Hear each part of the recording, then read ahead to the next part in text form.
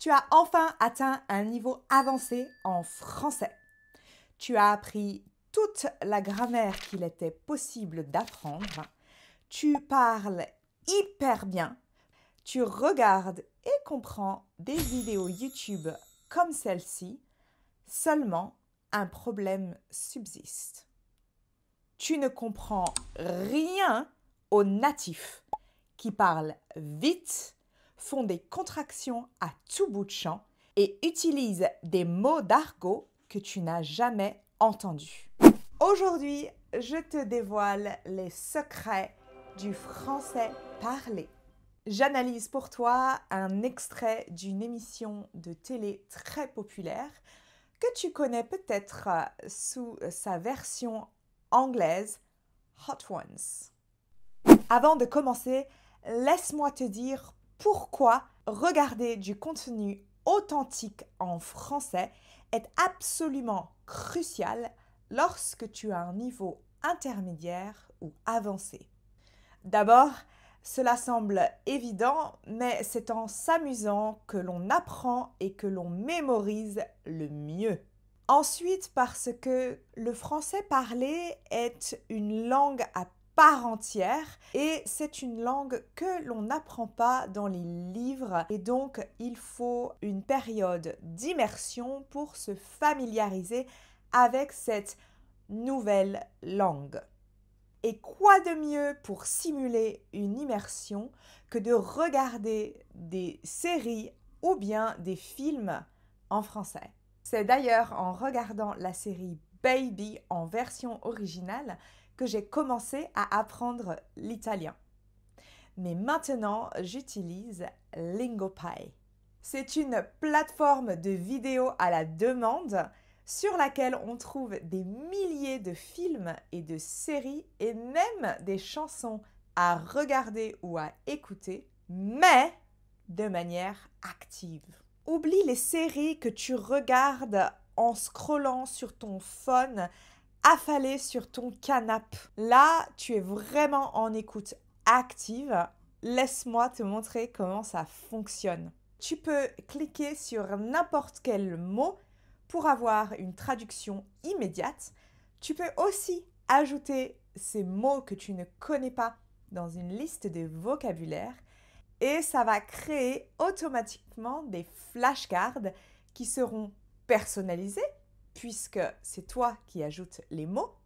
Et ces mots peuvent être aussi transformés en quiz auxquels tu peux jouer après avoir fini de regarder ta série. Donc non seulement tu as le côté immersif, mais aussi personnalisé et interactif. Et donc ça rend l'expérience vraiment divertissante, mais aussi super efficace, puisque c'est adapté à tes propres besoins spécifiques. Si tu me suis depuis longtemps, tu sais que j'adore Lingopie, je t'en avais déjà parlé. Clique sur le lien dans la description pour bénéficier de 7 jours d'essai gratuit et de 55% de réduction sur les plans annuels. Je vous recommande vivement d'en profiter parce que c'est un outil super utile qui vous permet d'apprendre tout en vous amusant. Sans plus attendre, passons aux choses sérieuses. L'extrait qu'on va analyser aujourd'hui est une interview de Pierre Ninet, qui est un acteur très populaire en France et qui a récemment joué dans le film Le Comte de Monte-Cristo, qui a eu un franc succès en France, notamment, mais aussi à l'étranger. C'est parti. Tu as déclaré « Dans ma famille, il y avait l'envie de donner corps à nos idées les plus farfelues ». Tu as déclaré « Dans ma famille, il y avait l'idée de donner corps à nos idées les plus farfelues ». Alors là, vous remarquerez que l'intervieweur dit « tu as déclaré ». Donc tu as, il y a un enchaînement vocalique. En fait, c'est comme si c'était un seul mot, c'est « tu as ». Tu as déclaré dans ma famille, il y avait. Alors ça, c'est très commun en français parlé. C'est qu'on ne dit pas « il y a », on dit « il y a ». Et donc là, on a un imparfait, donc « il y avait ». L'envie de donner. Alors, tous les petits mots, notamment les de, ce, etc., en général, on a un « e » caduc. Alors, qu'est-ce que c'est un « e » caduc ? C'est un « e » qui tombe. Caduc vient du mot caducus en latin qui veut dire tomber. Et donc, c'est un E qu'on ne prononce pas. Par exemple, ici, au lieu de dire envie de donner, on va dire envie de donner.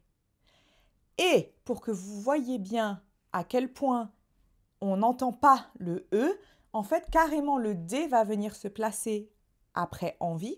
Donc, envie de donner. On continue. C'est fou cette phrase. T'as utilisé le mot farfelu. J'ai utilisé de la drogue ce soir-là aussi. C'est fou cette phrase. Tu as utilisé le mot farfelu. Ici, on a ce qu'on appelle une élision, c'est-à-dire qu'on va se séparer du U de tu, ta, au lieu de tu as. T'as utilisé le mot, c'est un E caduc. J'ai utilisé de la drogue ce soir-là aussi. Encore, j'ai utilisé de la. On continue.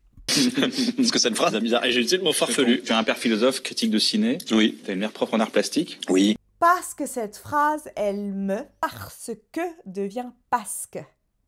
Il n'y a plus de R, on n'entend plus le R, on s'en débarrasse. J'ai utilisé le mot farfelu. Tu as un père philosophe critique de ciné. Alors, ciné, vous remarquerez que ce n'est pas cinéma. Ça, c'est ce qu'on appelle un apocope. C'est quand on se sépare d'une syllabe ou plusieurs et qu'en fait, on n'utilise que le début du mot. On le fait avec cinéma, donc ciné, mais on le fait aussi avec d'autres mots. Tu as une mère prof en art plastique, donc là, on a une élision. Au lieu de tu as, on a ta. Et on a également prof, encore un apocope. On ne dit pas professeur, mais prof. On continue.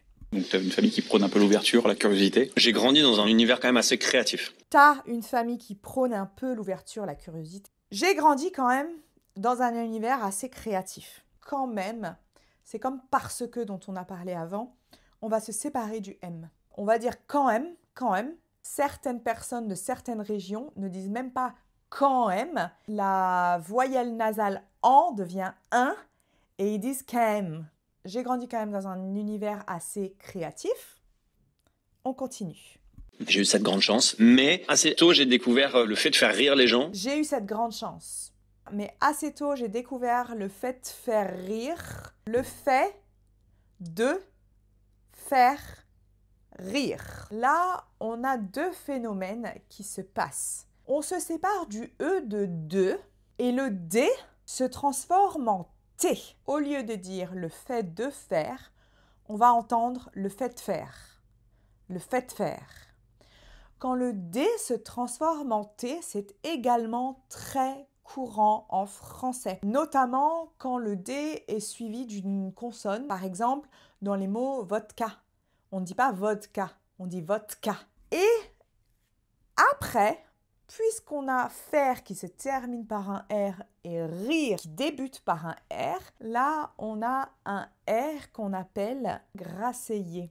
Alors, sans vouloir rentrer trop dans les détails, on a deux types de R en français. On a le R que vous connaissez très bien, c'est le R. Ça, c'est un R fricatif. Et on a le R grasseyé. C'est le R que vous avez peut-être déjà entendu dans les chansons d'Edith Piaf. Et c'est un R qui fait comme ça. Le fait de faire rire les gens, on continue. Vraiment comme un super pouvoir, quoi. Je sais que ça a joué aussi quand même mon éducation. Il y avait de la farfeluterie. Il y a de l'importance pour la fantaisie. Vraiment comme un super pouvoir, quoi. Alors le quoi ici est un tic de langage. Ça a joué quand même. Alors ça, il y a un enchaînement, ça continue. On ne s'arrête pas dans le son, ça a joué. Ça a joué aussi quand même. Mon éducation, il y avait encore cet imparfait de il y a qui se transforme en y avait de la farfeluterie. Alors farfeluterie, juste petite précision, c'est un mot qui n'existe pas. Il y avait de l'importance pour la fantaisie. Alors là, encore plus que y avait, il se sépare carrément du V. Il y a de l'importance pour la fantaisie. On continue. Est-ce que faire rire, c'est recevoir de l'amour complètement? T'as ça? Ah bah déjà, il y a quelque chose de l'ordre de l'ego, évidemment. Est-ce que faire rire, c'est recevoir de l'amour complètement? Ah bah déjà, on a deux tics de langage A et bas. Déjà, il y a quelque chose. Alors ça, quelque chose, c'est très important. On ne dit pas en français parler, quand on parle très vite, on ne dit pas quelque chose, on dit quelque chose. Comme on ne dit pas quelque part, on dit quelque part. Comme on ne dit pas quelques-uns, on dit quelques-uns. Déjà, il y a quelque chose. Alors, il y a, c'est il y a quelque chose de l'ordre de l'ego, évidemment. Voilà, n'hésitez pas à regarder l'extrait à nouveau pour voir si vous le comprenez mieux. Je vous dis à la prochaine et en attendant, n'oubliez pas, connaître le français, c'est bien, le parler, c'est mieux.